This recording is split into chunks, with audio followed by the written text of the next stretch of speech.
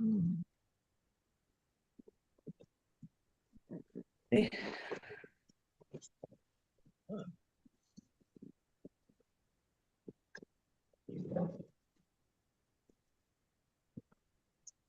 welcome everybody to the World of Ability Podcast Network. My name is Emily Gomer, and so to bring you another episode of Ability Now. Joy's various celebrate resilience, explore faith, and embrace the diverse spectrum of human abilities. We are here with CeCe Carr, an aspiring advocate and comedic storyteller. And we are here every first Saturday of the month at 5 p.m. Eastern. And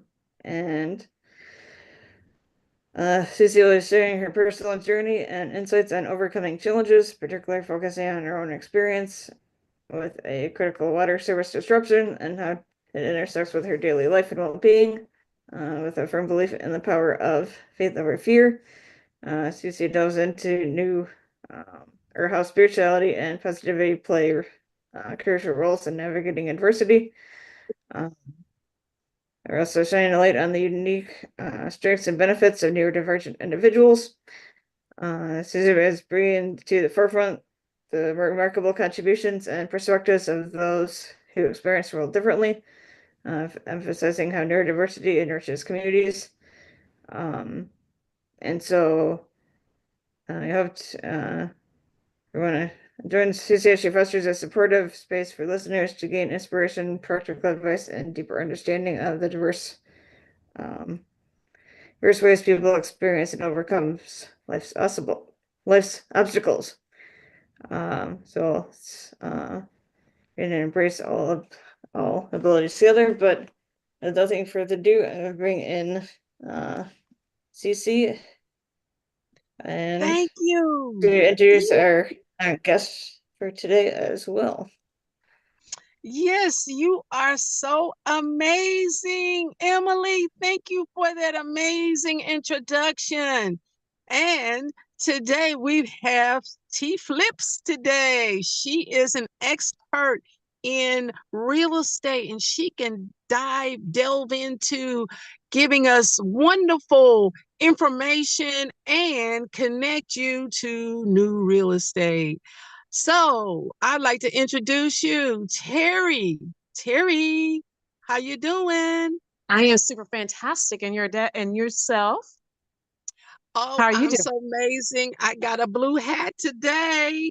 All right, all right, all right. So Well, welcome to Ability Now. And we're just going to thank have a you. conversation. There's no bad answers. Everything is good. So I want to welcome you to our podcast today. And we're just going to have conversations. And I'm sure you're full of information. So Terry, what would you like to share with us? Well, first of all, it's T Phipps, like Phipps Plaza, and at Phipps Plaza in Buckhead. So it's the same name. I'm not sure there's a relation, but I am going to look into it. But I have been in real estate for over 20 years in the Metro Atlanta area, serving clients in the space of both residential and commercial. With commercial, my expertise has been in tenant representation. That means people who are looking to lease commercial or retail spaces, and also on the residential side for different ranges from either buying to invest for residential property. It could be up to 4 doors, sometimes even 8 doors. I've helped people with that, as well as doing ownership. So I look at myself as not as a real estate agent, but as a senior wealth advisor. So the senior wealth advisor, that's the title that I go by. I look at the asset. It's a 20 doors, which means apartments, the number of doors. How does that work? Is it a good purchase? Does that purchase make sense?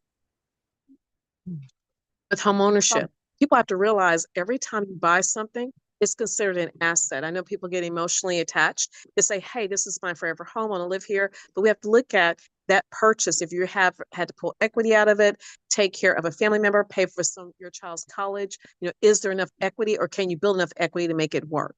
So that's why I refer to myself as a senior real estate advisor. How does this help with your wealth? Do you have a financial plan you're working with? How does this purchase fit into that picture? Those are questions I always ask clients when we first get started, and to make sure I am doing the right thing by them and I'm helping them with their life plans and goals.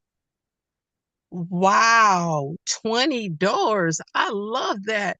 I Mhm. actually asked God for 100 doors recently. 100 doors plus that's an apartment complex, plus 20 homes, plus townhomes. We don't do nothing little. Plus a commercial area for business. So that's all in 53 pages. All Wow, right. I didn't know nothing about those 20 doors till you said that now. So you are a wealth advisor? A senior real estate wealth advisor, meaning I look at how real estate adds to building your financial portfolio. This purchase, be it your single family home, where that's all you live in, to multifamily, which we consider those doors. So when you say doors, that means how many doors are in that unit. But that's a slang expression that is used when you're speaking of multifamily properties. Multifamily. So what made Mhm. you get into the business? It's funny how I got into the business. I used to work at Now the Four Seasons was the Occidental Grand. I worked in the property management office there. And it was when they were converting it over to make them for sale units. One of the staff members' wife suggested that I should get my license to help other people, especially minorities that were residents in the building, to make sure they became homeowners. And so there was a minority resident. I was good friends with actually the singer of TLC, Tion Watkins was a tenant at the time in that luxury building. And they thought, hey, if Terry got her license, she seems to be very friendly with Tion. Maybe she could end up helping her purchase here in our building. And they actually paid for me to get my license to hopefully I could secure Tion or some other residents I was friendly with in the building. So that's how I ended up falling into real estate. It was someone who just made an assumption about how business should go and said, hey, I'll pay for your license. So that's how I fell into it. Wow, that is amazing. You see how God positioned you and had someone pay for your license and you've never looked back. Sounds like it. You paid it forward to help other people. Exactly. Yes. And it's been a blessing. It's been a blessing. Wow. I just love that. So, can you tell us more about this um commercial side? I'm interested in the commercial. Also, the 20 doors. So, as I said earlier, the doors is that it could be 8 door unit, it could be 100 door unit, it could be a 30 door unit. But the key is a 5 door unit. It's just a slang expression to identify the number of doors in that building. So recently, I closed on an 8 door building. It was 8 townhome style units inside one building that were sold in Fort Valley, Georgia. I represented the owner who actually purchased it and represent the owner again when they decide to sell. Mm. How easy is it to be a landlord? So, as a landlord, my husband and I have done that as well. Being a landlord, I think it's really important to make sure that anyone who buys an investment property, being a single family or multiple door unit, that you understand that you have the time to get to the space, that it's not too far away. There are some books that have been published for first time investors that you shouldn't be more than like 10, 15 miles away from your first investment. There are different theories behind that, but some people say you don't want to be too far so you can always help manage it, be available in case anything happens. But the key to being a good landlord is having a good lease, having a really good team to help you with any repairs and doing the turnkey, and making sure you're available to manage the property. A lot of the times people decide to do this and they think about getting the check coming in, but they don't always factor in the amount they have to set aside for maintenance. They don't factor in that they're going to get maintenance calls at 2 a.m. The air could go out, the heat could go out, the refrigerator could go out. So those are real life things that can happen. And the likelihood that something happens increases with the more doors you have to manage. So being available to manage it and have the resource to manage it makes, I think, you a good landlord and know how to manage the money, know how to budget, and having that right team. Mm. Well, how do you build a team for management and for maintenance? Because I was thinking, why not hire a bonded management company? Not just any management company, but a bonded one. So if they don't do what they're supposed to do, you can collect on their bond Mm. So insurance. I've not run into that situation. Most of the people I've dealt with, they find a really good resource. Sometimes, depending on the number of doors someone has, they could be handy themselves and they make the choice to go ahead and manage it on their own. And there's some people that choose to go ahead and hire someone to actually come in and do the work for them. So it depends on the situation. Now, bonded, I would say that's definitely important. We start getting to a lot of doors in the community, that makes a lot of sense, providing that protection. Now, if the property management is bonded, the question is it bonded just for the property management company, or does it include the people that are working for them? And also, what does the property management agreement say? So people will go back to who has responsibilities in the property management agreement, what does that spell out? And that's how the accountability falls into place. So I don't think people really go into it thinking about who they're going to go after, but more importantly, how do they find really good resources that will get the work done the right way the first time around? I think that's what's most important. A lot of the time, the management agreements are written out where sometimes, depending on how many doors and how it's set up, the management company puts the responsibility on the owner to have an account set aside specifically for those repairs. Some contracts are written to have an amount. Some contracts are written where over a certain threshold, then they call the landlord. Some landlords may have a blanket check. So there's not, the best way to answer that is it depends on the situation and the structure of the units and how it would be rightfully correct to draw up the agreement between the property management company and that landlord. Mm, I kind of like what you're saying a whole lot. I had another question. Let's say I don't want 20 doors. I want 100 doors. Apartment complex. I want 100 start off. And um and I want a management company to do it. And I want new construction. Is that something that you would know something about? On the new construction side, that would be you working with a developer to build it, getting a construction loan to actually build it. The property management company, that'd be a separate piece from the construction piece. So those are two separate pieces. So you would focus on the construction loan to come in and build it, be it a single family,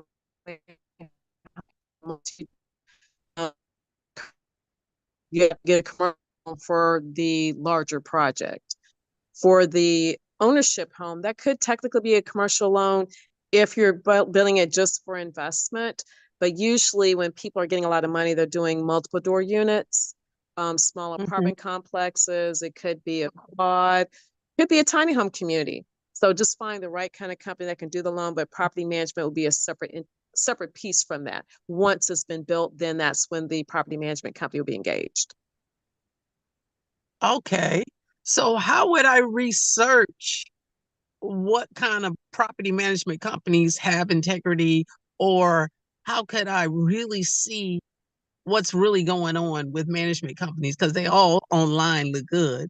But how do you um, dig and find out, are they legit? Or do they have a lot of customer complaints? Because it's not like there's a BBB for management companies. My responsibility and any professional's responsibility is to give at least 2 or 3 options to someone. And with those 2 or 3 options, their responsibility would be to make sure that they do that research. So I usually give 2 or 3 companies to research. The owner would need to make sure they get their reviews, check online for reviews, ask them for referrals to see how it works. And they may even want to just have a 1-year contract to make sure things are working well before they bind themselves. Another protection would be, let's say they decide out of 3 or 4 companies to go with a company, maybe have an out clause. So if things are not working, they can terminate that relationship. Right. Those are the details that most of us wouldn't even know of because, we're not in the professional business like you are. But I love that. Is there anything else you would suggest with commercial? Because then we can go back into um residential because I know you have expertise in that area also. I'd like to know more. So on the commercial Is side, my space has been just a tenant representation, representing people to lease retail and to lease commercial office space. So that's my bandwidth on the commercial side. And the multifamily side, I've done that work as well, representing people selling multifamily units that had tenants in them. I've represented people selling as well as buying multifamily. So those are my two spaces in the commercial. Commercial is very wide open. People don't realize there's so much in commercial. You have people that specialize in land only, people who specialize in industrial only, people who Mhm. specialize in office tenant rep only, people who specialize in huge development. So there's a lot of room and space in commercial. The key is finding someone who does that all the time and work with that person to help you get through it. It's really important that you find someone who specializes in a space in commercial because there's so much that goes into it. It's a completely different beast than residential. So I wouldn't want to take on a huge land deal because it's really important that you find someone that knows how to find the right people to do the soil test. There's so much testing that goes into the land, depending on what the use is going to be when you purchase it. Making sure you're clear on the zoning, what zoning is correct. If the zoning is not there, how do you write write the contract to protect your client regarding the zoning? So it's very faceted in the commercial space. And again, it's extremely important to find someone who specializes in the area in which you're trying to purchase. Wow. And how do you find those kind of people? You just Google them or do you just go You search? I can, a mean, lot how of, do you yeah, get you can, yeah, you can, I'm sorry to interrupt. You can do that. So a lot of people who specialize, you are able to Google them to say, I'm looking for commercial land. You can ask for references to the Atlanta Commercial Board. We do have a commercial board here. I am an active member of the Atlanta Commercial Board of Realtors, and I'm active on our forms committee. So I'm part of the committee that has worked on the forms that we actually use for our real estate deals in commercial. So there are resources like ACBR, I just mentioned, and also Googling, as well as just call me and ask, and I'll send you the right referral. wow, I kind of like that because I'm thinking outside of myself now. I just Mm-hmm. wanted to be comfortable with my little bitty condo, chill out, go traveling, do ministry, come back whenever I feel like it. Well, that wasn't happening for me. So I'm gonna have to expand and grow into commercial developments because I was trying to be comfortable. So I'm gonna get out and do it Mm-hmm. because God Yeah. says all things are possible. And I Mm-hmm. don't think like regular people. I'm like, I don't want a little, I want more than enough because commercial property creates the opportunity for you to do bigger and better things and provide services like housing for someone. Because I see lots of people who are homeless, and I'm like, God, why did you give me something where when I see somebody who's homeless, I'll be like, look, we got a place for you. Because, or even in the hotels, people are staying in hotels now. Instead of Mm-hmm. staying in a hotel, maybe they can have their own place. Mm-hmm. So this whole life experience is allowing me to think bigger than just myself. And I Mm-hmm. never would have thought if I didn't go through any trials and tribulations or circumstances. So now I am thinking I am grateful and running back to that soil testing for major land purchases. That is very important to get the right department that tests soil. Do you Well, recall you're any going to have to have places? I'm sorry, so you're going to have to hire someone to do that. So for when you're buying a home, like you have a home inspector, there are people who specialize in those inspections, and that's going to be a financial requirement of the buyer. And the buyer will be responsible for finding those right people, getting the resources from their agent to make sure they identify the right people to do those kind of tests. You know, the Department of Georgia does that, does soil testing. Did you know that? They Yeah, even I've had, heard they do that. I don't know if they do it for real estate contracts, though. I know they do soil testing for probably their own acquisitions, but I'm not sure if they do it for a personal or a business purchase. Usually when I they have, go ahead. I've actually had experience with them. I had them test some water for me. okay. Um, and I had to send it off. I had to drop it off somewhere, put it in a container and do the stuff. But Mm-hmm. they do have a water tester and they do have soil. So I started reaching out for that and they will do it for Okay. you because I was investigating them doing that after the biolab fire in Conyers. Mm-hmm. And I wanted to have some stuff done, but I didn't want to touch it. No, I I don't didn't, blame you you. know I what don't I blame you. said?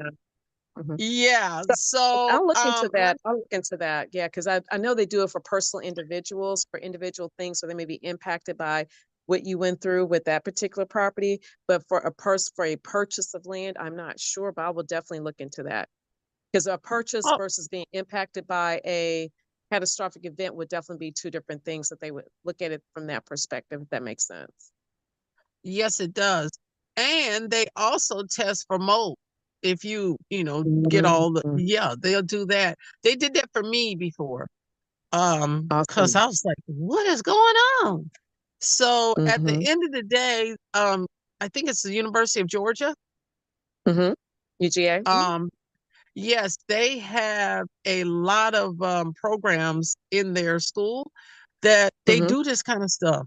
And we just have to get the right person. And sometimes they have locations in certain cities.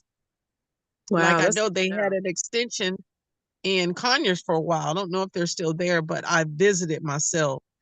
Mm-hmm. So it is quite interesting how the commercial side has its own soil testers.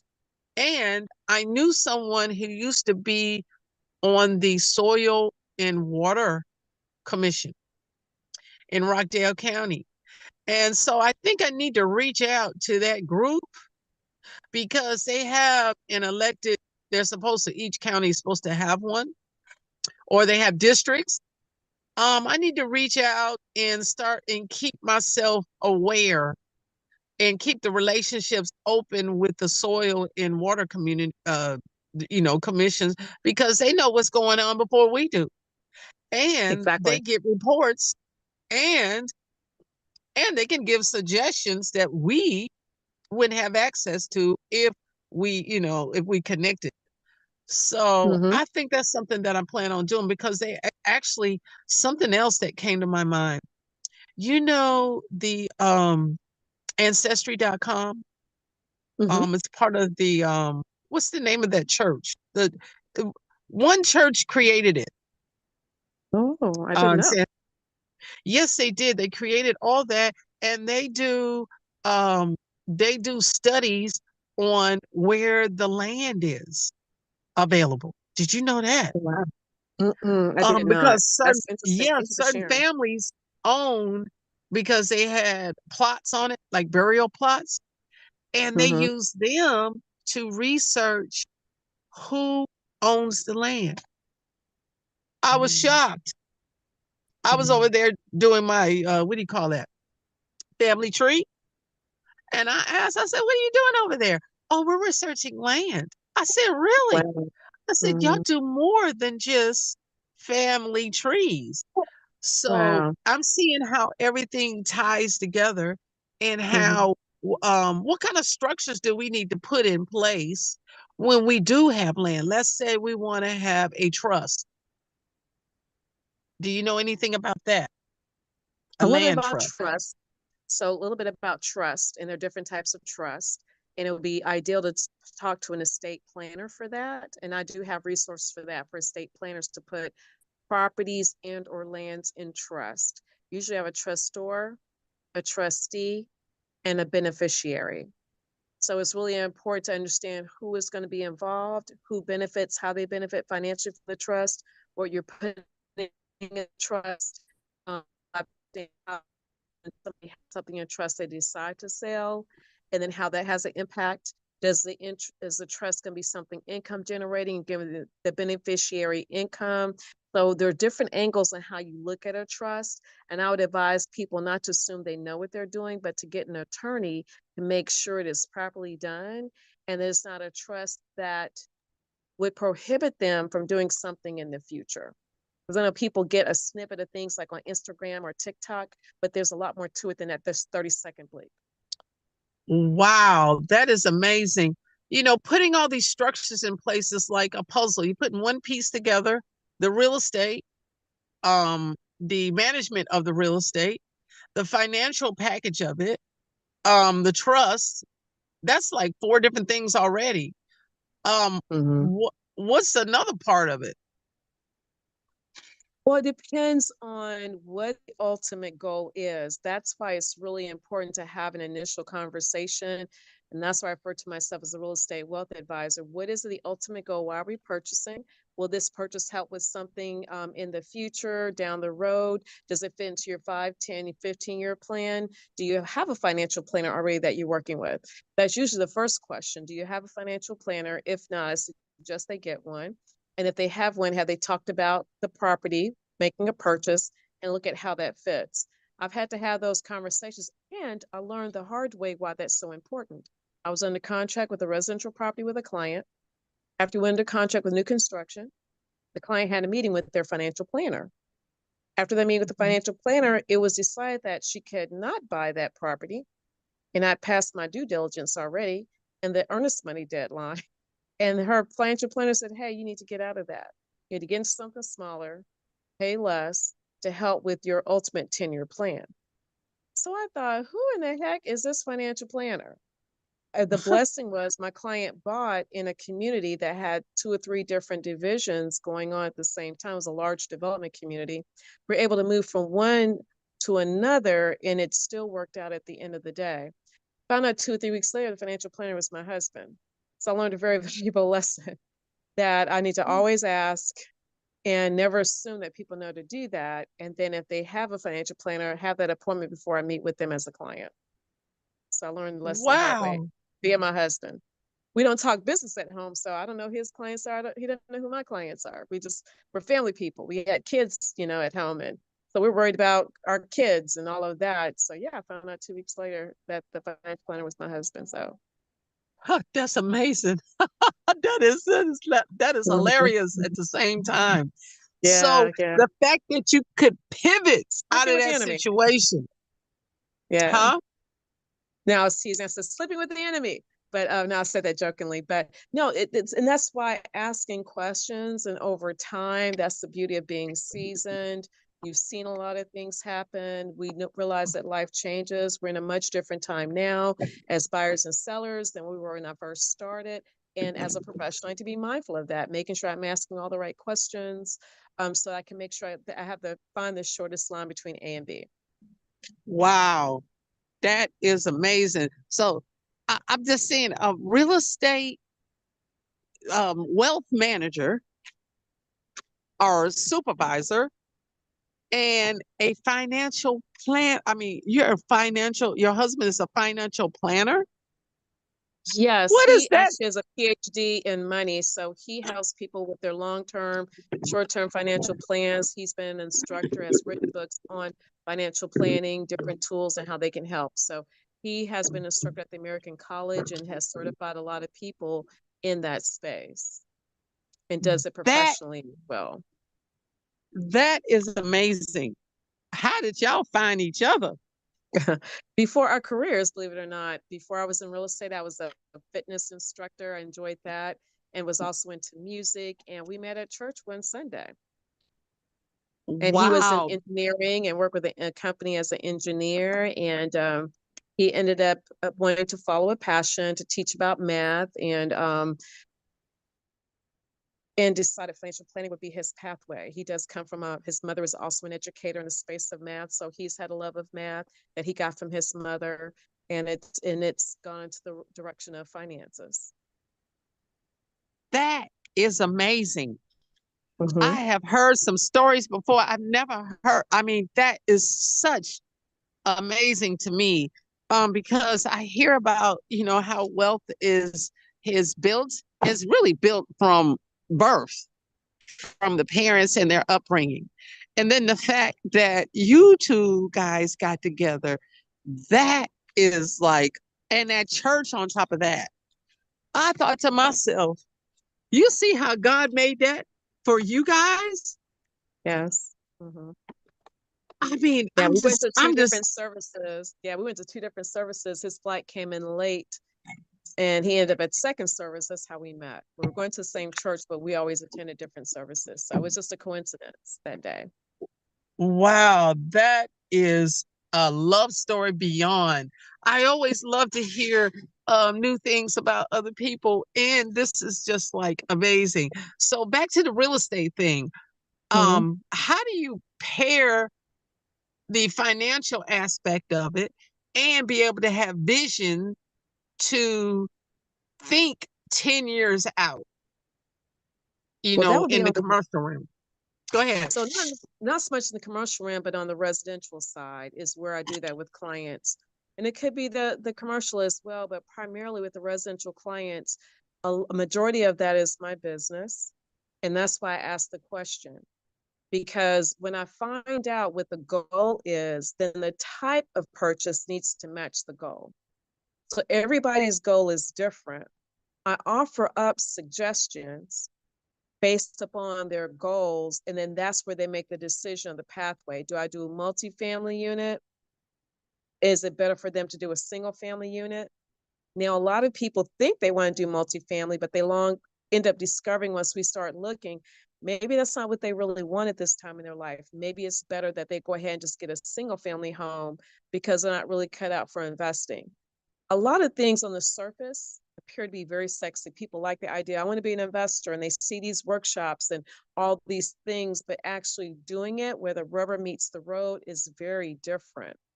So I do expose the clients to that if it's an interest.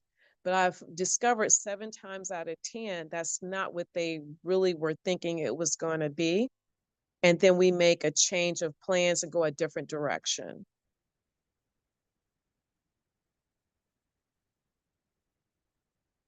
You are on mute. Sorry, I'm up here talking, not thinking I was on mute, but thank you. I wanted to ask, how do you research for, what areas we like to focus in, like commercial, because nobody knows until we talk to somebody smart like you and your husband that has the foresight to think way in advance. Like I'm a senior. And I can't work. I'm not going to work no job no more. I think outside the box, like how can I use what I have, even somebody else's money, like the bank's money, to multiply. See, I think like that. And what could I generate, with, because this God don't never run out of money, right? So I know how to get money. I just don't want to waste none of God's money. I rather have structures in place to where it's multiplying. So that's why it's important that I be wise and do what God tell me what to do in the area of business. And that includes all of my businesses tithe 10% off the gross. I don't even deduct for nothing. And I ask God to multiply me, my thinking, so that I can think much bigger than just them 3 interim persons, me, myself, and I. I want to think much bigger than what I can visibly see. And so I look at, okay, what options do I have with how I think now? Because there's no limits to thinking big. But how do you do that utilizing commercial real estate and what you do have, if I could say it like that? It goes back to qualifying for the money. finding their financial resources, and then having a way to have collateral for those resources. So any project that anyone wants to get into, let's say they have family land, the family land that you already own, or you're in partnership with siblings, that's a great start to utilize that land as collateral to go to a bank to do a development. I think that is the best and surefire way to make it much easier. Now, if someone doesn't have the money at all and you're starting from the ground floor, that would be building those bank relationships and finding the right type of bank to prepare you. It may not be this year, it could be 2 years down the road, 3 years down the road. Not being a commercial lender, I would suggest finding a couple of commercial lenders to talk with and to see what those guidelines are. It has been a little tougher lately with trying to meet underwriting guidelines, but I think finding the right financial lender to walk you through is the most important thing. Regardless of the size of the project, knowledge on what's required is key. Right. Well, I'm part of a family, and we in Texas, and we have like 200 acres, but only 3 acres is available. And I asked myself, what could I do if I asked, could I use part of our 3 acres? And I said to myself, what can I do with those 3 acres? It's in Texas. And I couldn't think of anything. But now, talking to you, I could think of different things. Like at first I was thinking about putting, those stations, stations for where people plug their Teslas in. I started researching that and said, hey, that's something, we can with Tesla. So now that you're talking about this real estate thing, or you're very knowledgeable of it, it's making me think with the resources that we have in our family. And I didn't touch it because I didn't have any knowledge of what to do. I was just coming up with ideas. But now that I'm talking to you, this is where we can put research in place. Research, ask commercial lenders, what options do we have? What things can we put in place to multiply what we have? Because that's the reason why I wasn't asking to use any of the land, was because I didn't know what to do with it. But talking to professionals like yourself stimulates my mind and my thinking, my vision, so that I can think more than just selfishness, more than just myself, because I was just asking the question to my family, how are we going to teach the younger kids to maintain the property if they don't even know what to do with property other than sell it? And I was thinking to myself, since I'm getting older, maybe I need to put those structures in place so that we can keep what we have, multiply what we have, so that the next generation isn't struggling trying to rent a little apartment when we can be property owners for the rest of our lives. Mm-hmm. You know what I'm saying? Exactly. You just have to figure out what the highest and best use is, present that to the bank, and see if there's a possibility for partnership using the land as collateral. Yes, that is so amazing, because I don't know if I'm a member of New Birth, and we are one of the most we got a lot of land for a church that's not even supposed to even have that amount of land. And I've heard of people being able to lease land instead of selling it, like 100-year lease for business or even for property. Do you know anything about leasing land? I've not done a land lease deal, but that does exist. That is an option. So commercial and residential. So through the Land Bank Trust or Land Bank Authority, I think it's the Land Bank Trust, they actually do have a program where homeowners can actually purchase a home on land that's leased. So they never actually own the land, but they own the actual improvement on the land, which is the house. So that it does exist today in the city of Atlanta. There are houses for sale that are on land that can be leased. For a commercial side, you do have land lease deals, and usually it's a 99-year lease deal. So let's say you put a structure on that 3 acres of land, they could potentially, or you could just do a land lease and then allow someone else to build on the land. So that's why I say a highest and best use study of those 3 acres, take a look at that, talk with the bank and see what you can come up with. Yeah, because this is something we can do something with, just now. But anyway, but Mhm. furthermore, can you tell us more about um what we could do or what a new buyer could do to be prepared for their first home? So with home ownership and being prepared, just like with commercial, it's about having a conversation with the lender. It's going to be the same across on both sides of the aisle, residential, commercial.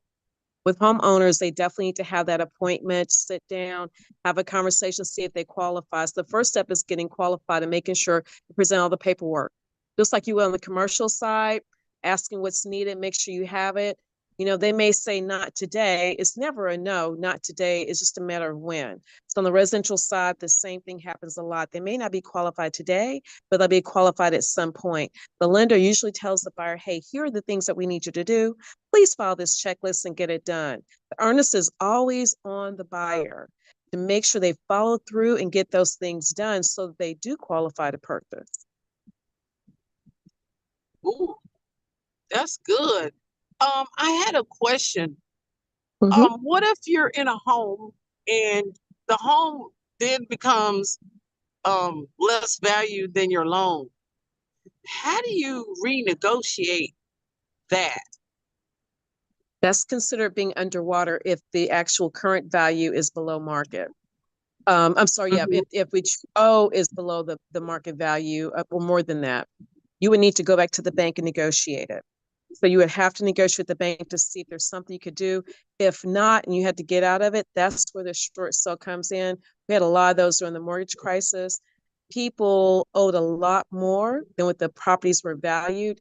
And usually in those situations, the easy out is doing a short sale unless the owner wants to stay there and see if things will bounce back. Wow. Okay. Well, I'm going to another direction. What about Mhm. HUD counselors? Are they beneficial? HUD counselors can be beneficial to help prep that buyer who is a first time buyer. They may be the first in a generation to buy a home. I think HUD counseling is definitely an idea. They're ideal to do. There are different counseling agencies within Atlanta to help buyers get started with the homeownership process. I think they're very valuable because they do offer homeownership classes, and a lot of those classes offer an 8-hour certificate. So I advise anyone interested in buying to do the 8-hour course because if they take that course, they get a certificate that can be used toward a down payment assistance program. If they buy in the city of Atlanta, that voucher helps with getting funding from Atlanta Housing Authority and Invest Atlanta. If they buy in Fulton County, which is any other city outside of city of Atlanta, then there's money through IHOP, it's through Fulton County. And the other last option is Georgia Dream. Georgia Dream will satisfy any request to any purchase throughout the state of Georgia. And having that certificate will definitely help secure that down payment assistance. Really? I had another question.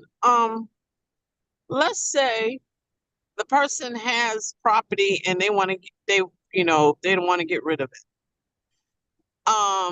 Under what guidelines can you get another purchase and get rid of what you already have?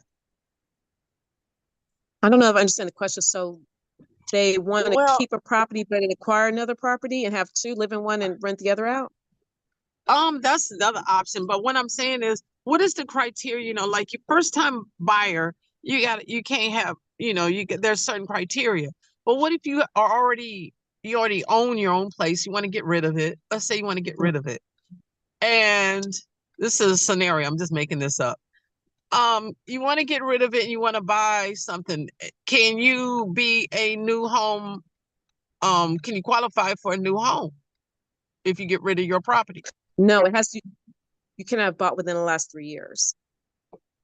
And so No, that's the key. They cannot have purchased a Oh, new home in the last 3 years.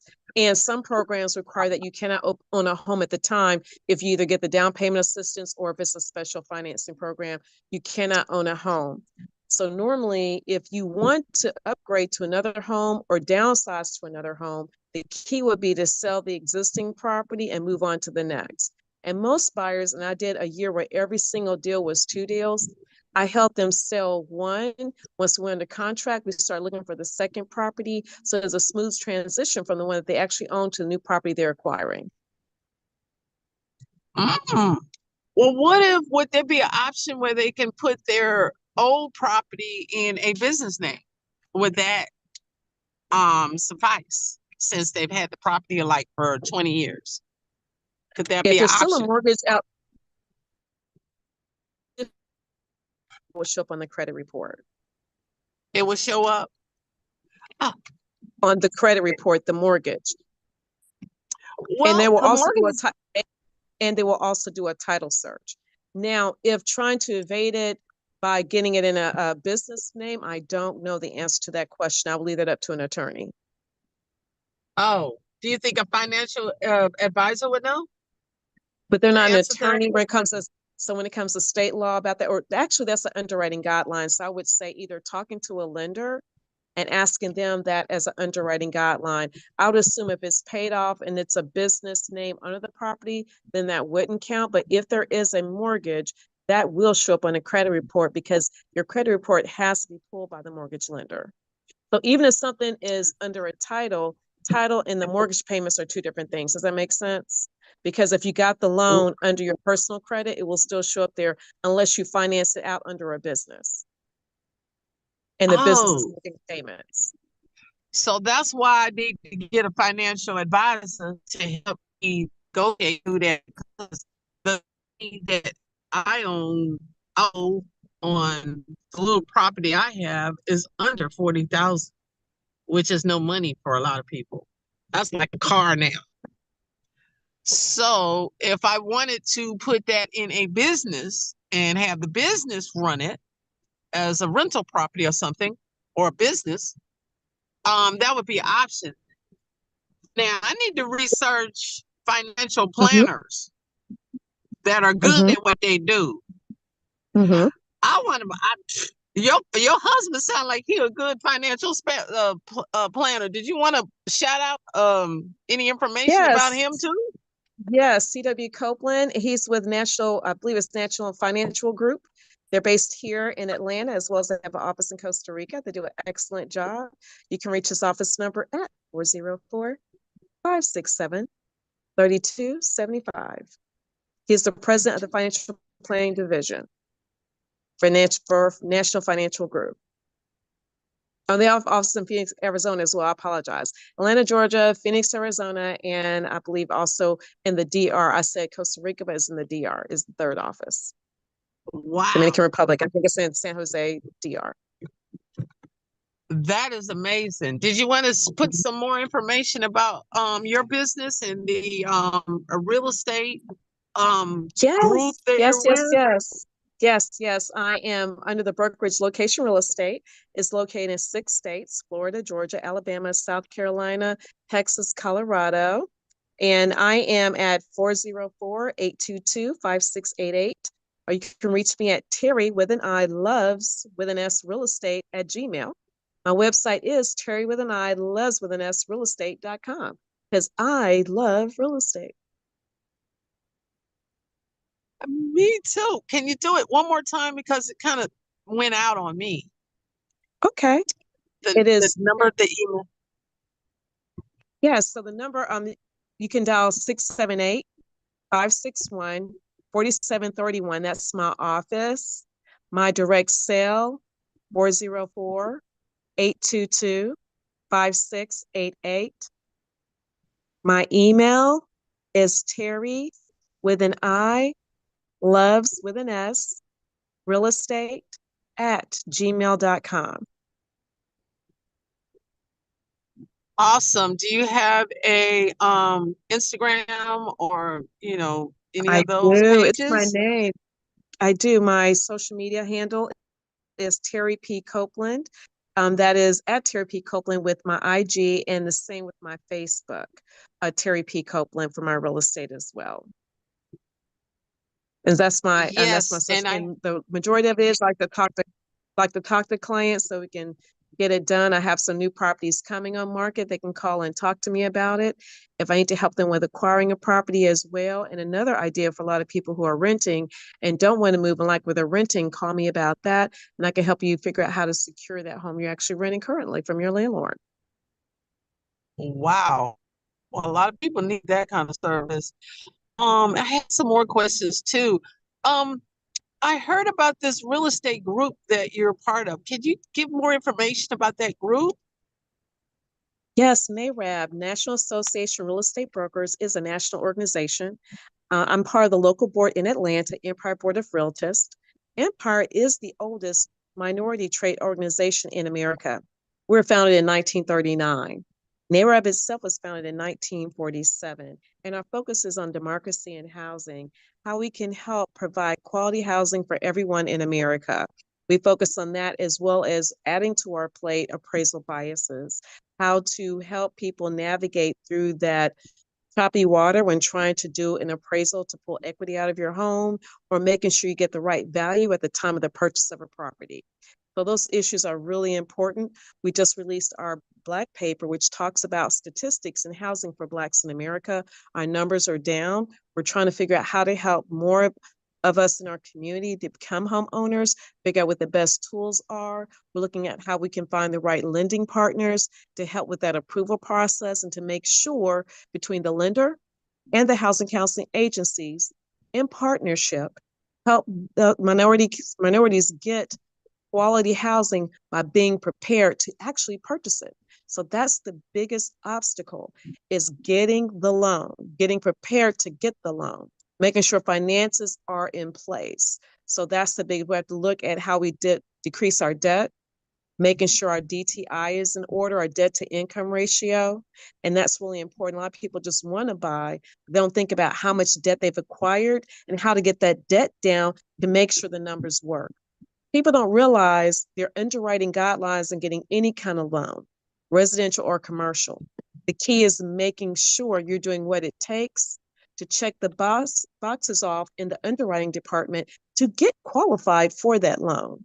So it's a lot of education that goes into like how that works, what the numbers are, what will prohibit you, what's the bottom line number some lenders are looking for. I meet the number, but do I have any missed payments? So basic knowledge about the process is extremely important. And so between lenders and housing agencies, they're partnering together to make sure the community is aware of what those guidelines are for them to be successful at closing the deal and getting a home. I know I said a mouthful, I'm Wow. sorry. No, it's a lot of information that the listeners did not have. And how do we go about just managing that? Because a lot of us are just in the hustle and bustle of life. Go to work, do this and that, and then we get home, hurry up and pay bills, and then we ain't saved nothing. Mhm. So it's more So about being disciplined. So what I'm finding is a lot of buyers are not disciplined on doing it. There's some things we have to say no to. I've had to say no to things I want financially. I have to make the commitment to making sure that's successful. If I have to give up doing nails, going to the hair salon, not buying as many clothes, reduce eating out, we have to figure out if we're not getting jobs that are increasing our income, then we have to reduce our debt. So those are two very basic pieces that people have to be able to come to grips with. Either you have to be able to increase your income to offset your DTI, or you've got to reduce your debt to make your DTI work. So you can qualify for the loan, and paying your bills on time, not missing payments. Most lenders don't want to take a look at a file if they missed a payment in the last year. I'm not going to say they want to take a look at a file, but it's going to be hard for you to get approved for a loan if you miss one of your payments, a crucial payment like a car note, payment on your credit cards, anything that's listed as a debt. Missing a payment is going to reset you for another year. really, because in Christmas they'll let you skip your car payment. Is that included? If it shows up on your credit report as a missed payment, that will count against you. So this is what shows up on your credit report when you're meeting with a loan officer. They can only go by what shows up on your credit report. Oh, I never even thought about that. So people I may mean, allow because you I to do said you could things, but you skip. have to be clear on how they present it. And then when people have these outstanding debts, how are they being negotiated? Are they negotiated in a manner so that it doesn't show up as a payoff? There's a lot of little tricks to it, and that's why having an appointment with a lender or a housing counselor to help them navigate those waters is definitely crucial to getting started. Wow, that is something I didn't even know. Tricks, like right now, I don't eat out. I cook all of my food, no matter where I'm at. I don't spend money on restaurants because it's not in the budget. And people say, "Well, how do you do that?" I said, "Well, I got stuff all in the car. I Mm-hmm, have rice cookers, all this kind of stuff that's in the car. I just mm-hmm, use the microwave at the gas station." So I am mm-hmm, learning how to be industrious, but I want something more out of life. I don't want to just be in debt. That's why I started. That's why was so interested in your conversation, because you think so much bigger than as a what, senior wealth advisor, real yes. estate wealth Wealth advisor. advisor, yes. Uh-huh. Yes, I had never heard of such thing in my life, but I'm so glad I've got to hear your level of wisdom and knowledge. Thank And you. I also tell myself no to a lot of things because I didn't even want to spend $1 for a clearance item. I said no. But even so, I'm looking at myself in a different in a different way, because I want to do something bigger, like God. I want to do something that would please God and not just Mm-hmm, please myself all the time. So how do you mm-hmm, do that? You could do that with real estate. You could do that with a real estate senior real estate wealth advisor who has the vision and has all these pieces in place to where they can explain and teach you about how to be successful. It's not always one quick thing, it's several things. mm-hmm. So you gave us a whole lot of information. And is there anything else you could tell us, like the attorneys, all that kind of stuff? Well, I have got to pause. I have to wrap up. I have to head somewhere. I'm down here in Tampa, Florida. So sending warm vibes from Tampa, Florida, but the temperature just dropped out here. I think it may have dropped to the 60s. I am freezing out here in Tampa, Oh, Florida. I'm sorry. So, and I've got to go to an event. But as far as helping anyone out, please, please give me a call. Finding the right attorney is important. That's part of closing. So in Georgia, we don't use escrow agents, we use closing attorneys. So that piece is very, very important to have a closing attorney to make sure that they can do the title. They go back at least 50 years to make sure that the person selling you the property has the right to transfer the title. One of the features that I offer with clients is that we make sure that if you're a buyer, what's your estimated cost for closing? And for the seller, what's your estimated net that you're going to receive as income? I think it's important before anyone gets into deal is how much do you have to put out on one side of the deal? And then on the other side of the deal, from representing you there, how much do you expect to get in income?